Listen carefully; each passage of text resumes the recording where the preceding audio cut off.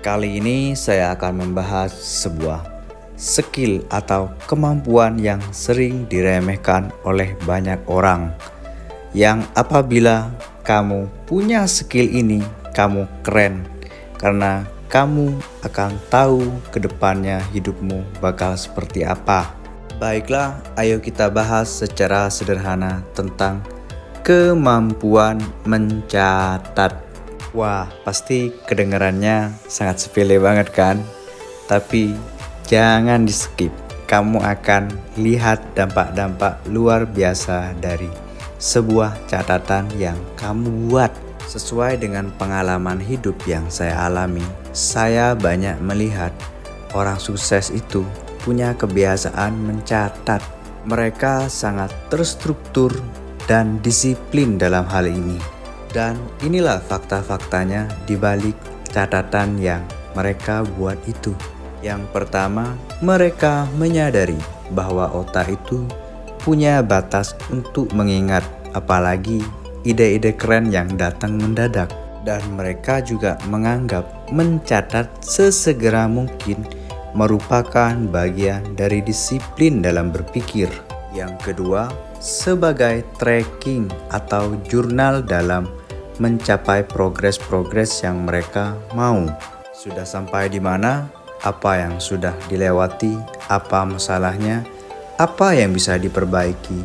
Dan melihat polanya akan lebih jelas dengan mencatat. Sehingga peta jalan hidup dan goal orang-orang sukses ini bisa rapi dan struktur jelas untuk dieksekusi langkah-langkah berikutnya. Yang ketiga, otak hanya menganggap sesuatu itu jelas ketika kamu menulisnya atau mencatat. Entah itu tentang tujuan kamu, target kamu, atau hal yang benar kamu damba-dambakan dalam hidup. Semakin kamu disiplin untuk mencatat, otak akan semakin mengarahkan ke jalan tersebut. Sebagai manusia, kita setiap hari memutuskan hal-hal kecil yang dampaknya sangat besar bila diakumulasi pada akhir tahun perjalanan hidup kita. Tanpa mencatat, kamu tidak akan pernah tahu sudah sampai di mana, sudah melakukan kesalahan apa, ataupun kamu sudah menuju jurang kehancuran. Tapi dengan mencatat, kamu akan lebih disiplin, waspada, dan lebih lagi untuk tahu apa langkah selanjutnya yang harus kita lakukan. Contoh sederhana nih di kehidupan nyata. Ketika kamu ingin belanja kebutuhan hidup di supermarket, kamu sudah mengingat dengan jelas benda apa yang pengen kamu beli sesuai kebutuhan kamu. Tapi kenyataannya setelah kamu pulang sampai di rumah, barang-barang tersebut kadang meleset dan kamu membeli hal yang tidak sesuai dengan kebutuhan kamu. Malah kamu membeli hal-hal yang tidak penting karena kamu secara tidak sadar tertarik untuk membelinya di supermarket. Itulah bukti kenapa otak kita sangat subjektif. Niatnya beli apa, pulang-pulang dapatnya apa, malah gak jelas.